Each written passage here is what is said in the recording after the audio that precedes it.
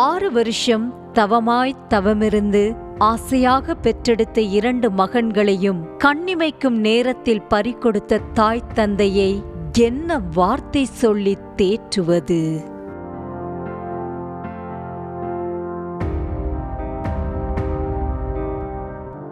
திருவள்ளூர் மாவட்டம் கன்னியம்பாளையம் பகுதியைச் சேர்ந்த முனுசாமி ஜீவா தம்பதி கூலி வேலைக்கு சென்று பிழைப்பு நடத்தி வருகின்றனர். இந்த தம்பதி குழந்தைக்காக ஏறாத கோவிலே இல்லை, வேண்டாத தெய்வமும் இல்லை. இந்த தம்பதிக்கு திருமணம் முடிந்து 6 ஆண்டுகள் கழித்துதான் குழந்தை வரம் கிடைத்தது. இந்த நிலையில் தம்பதியின் மகன்களான சூர்யா, விஸ்வா ஆகிய இருவரும் அங்குள்ள அரசு பள்ளியில் படித்து வருகின்றனர். சனிக்கிழமை காலை தூங்கி எழுந்து சென்ற சூர்யாவும் விஸ்வாவும் வயல்வெளிக்கு இயற்கை உபாதை கழிக்க சென்றிருக்கின்றனர். அண்ணன் தம்பியுடன் மேலும் 2 சிறுவர்கள் சென்ற நிலையில் விளைநிலத்தில் அமைந்திருக்கும் பம்ப் செட்டுக்கு செல்லும் மின் ஒயர் மிக்ஜாம் புயல் காரணமாக சேதமடைந்து கீழே கிடந்திருக்கிறது. அந்த ஒயரில் இருந்து மின்கசிவும் ஏற்பட்ட நிலையில் இதை அறியாத சூர்யாவும் விஸ்வாவும் விளையாடியபடி வந்து கொண்டிருக்க திடீரென மின்சாரம் தாக்கி துடிதுடித்து தூக்கி வீசப்பட்டு கீழே விழுந்திருக்கின்றனர்.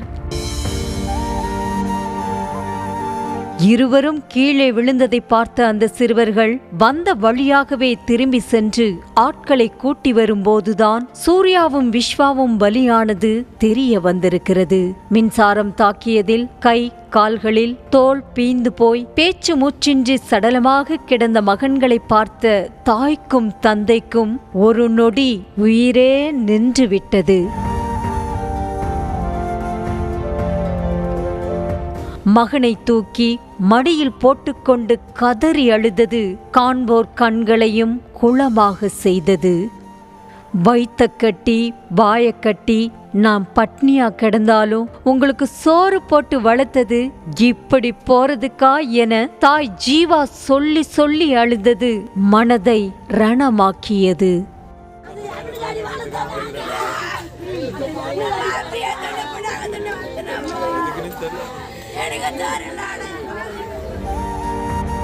ஓடியாடி சேட்டை செய்து விளையாட வேண்டிய பேரன்கள் இருவரும் உயிரிழந்து கிடப்பதை பார்த்த பாட்டியும் துடி துடித்து வயிற்றிலும் மார்பிலும் அடித்துக்கொண்டு அழுதது நெஞ்சை உலுக்கியது.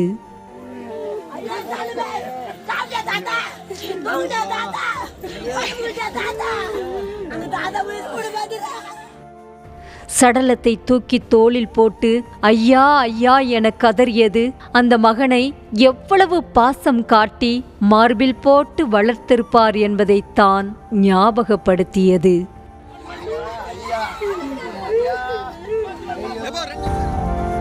தொடர் மழை காரணமாக மோட்டாருக்கு செல்லும் மின்கம்பி புயல் காற்றில் கீழே விழுந்து கிடந்ததை யாருமே கவனிக்காத நிலையில் ஒன்றும் அறியாத இந்த பிஞ்சு குழந்தைகள் அநியாயமாக பலியாகி இருப்பது அந்த கிராமத்தையே சோகத்தில் ஆழ்த்தியுள்ளது.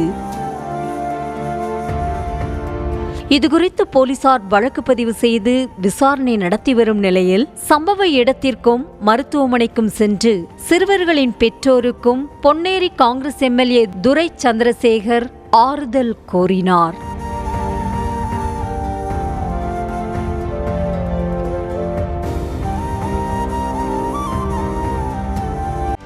செய்திகளை உடனுக்குடனும் துல்லியமாகவும் தெரிந்து கொள்ள சப்ஸ்கிரைப் பண்ணுங்க.